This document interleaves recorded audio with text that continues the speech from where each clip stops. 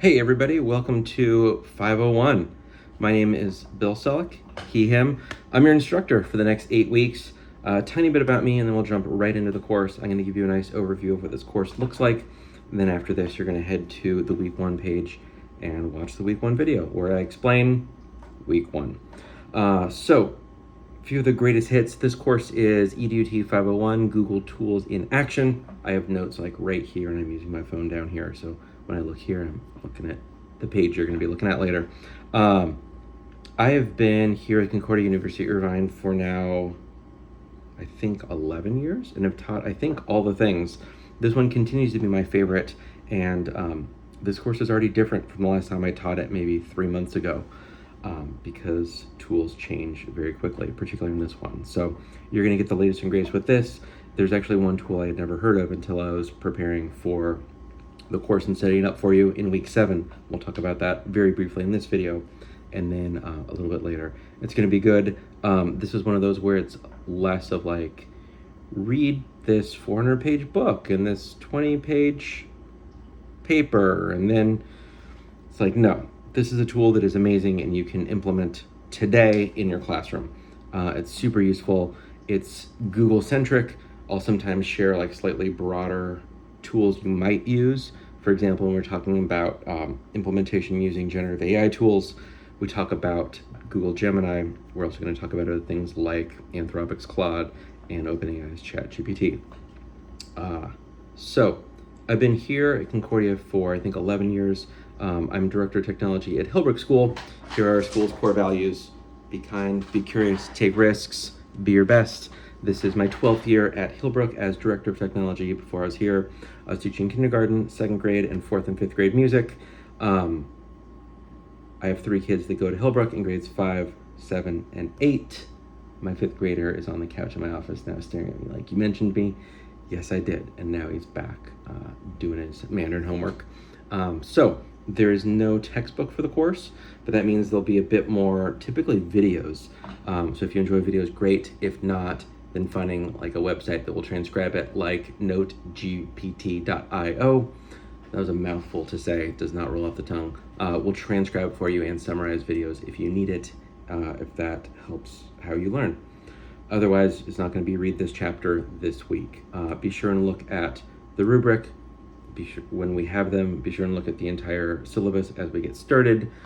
Take a look at our School of Education guidelines, particularly around late policies.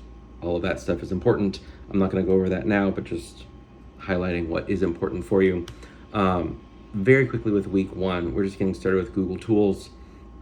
I'll just talk about it in week 1. We're going to watch that video in like just a moment. Week 2, you're going to jump in. Part of what you're going to be doing over the first 5 weeks is Google Certified Educator Level 1.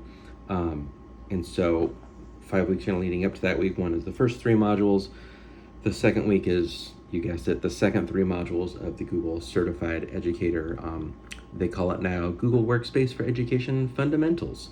And so the titles are kind of boring, but they're super useful. The 3 modules you'll be doing in week 2 are Managing Time Effectively, Managing Student Work, and Measure Student Progress.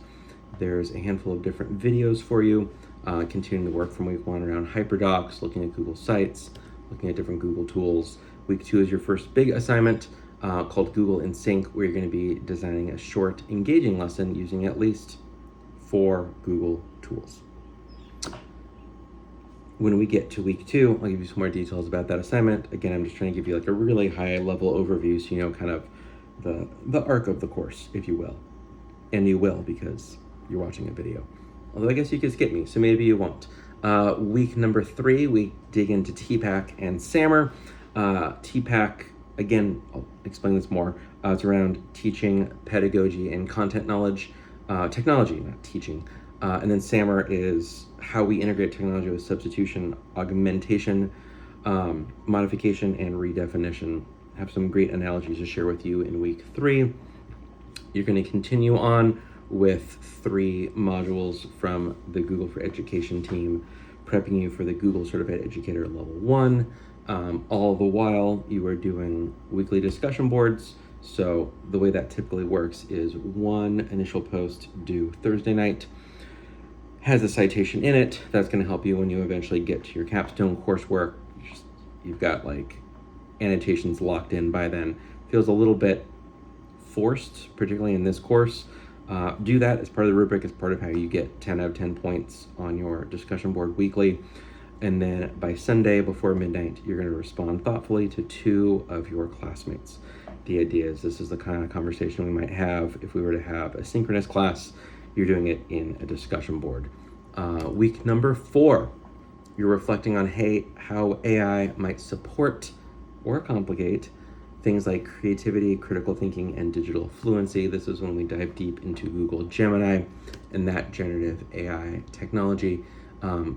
Your second big assignment is due at the end of week 4, designing with Gemini, and you're really going to find an AI-powered application that supports a goal. You're going to identify a goal, some sort of prototype you want to make using Google Gemini, and you're going to make it. Week number 5, you're actually going to take the Google Educator Level 1 certification exam. And this is for sure one of those things you're going to share on LinkedIn, add to your resume, add to your CV. I've had that on my CV since they've had Google Certified Level 1. It's an important thing to share out once you do. It's super useful. It's like it checks almost all the boxes of kind of how this course lines up. So yay for all of those things. And that's really all you're doing in week 5 is finishing out all of the Google for Education coursework and taking that exam.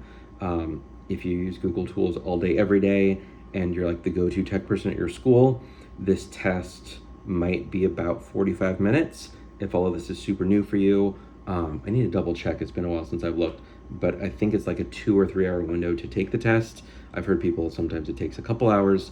I went through the first time I took it, and I think I finished it in about 30 minutes, and I was like, did I do something wrong? And passed. So just to kind of set expectations of what that exam will look like. It's all browser-based, and you're going to submit that proof of completion for your assignment. That's the third big assignment in this course. They typically don't give you an answer right away, but it will give you a yes, you took it. And that is how you get your grade for your third assignment. In week 6, we're going to be using, this is the thing, is week 6, not 7, using Glide. So Glide will take, I'm going to read it because it's new to me, how simple Google Sheets can be transformed into powerful classroom-facing apps. Sounds pretty cool. All the other stuff I know very, very well. Glide in particular is new to me, so I will be conversant in it by week 6. Week number 7 is actually going to build on it. It's not just kind of learning about Glide, it's implementing Glide. And so the idea is to use Google Sheets to power a simple Glide app prototype. It looks like it connects and becomes like a web app that you're building that lives within Google Sheets. I definitely have ideas about what that's going to look like. I'm excited to dig into that one in particular. Week number 8 is your summation. This is where you watch a keynote from the ISTE conference, that conference with 18,000 of your favorite educational technology friends. And this is actually my favorite ISTE keynote. It's Adam Bellow's 2013 ISTE keynote, which now, if you're doing the math, is 12 and a half years old. Some of it's super outdated, but the bigger themes absolutely fit. I think Ramsey Musallam was one that put together this course update. I love that he added this to the week 8 required reading, required watching, required listening.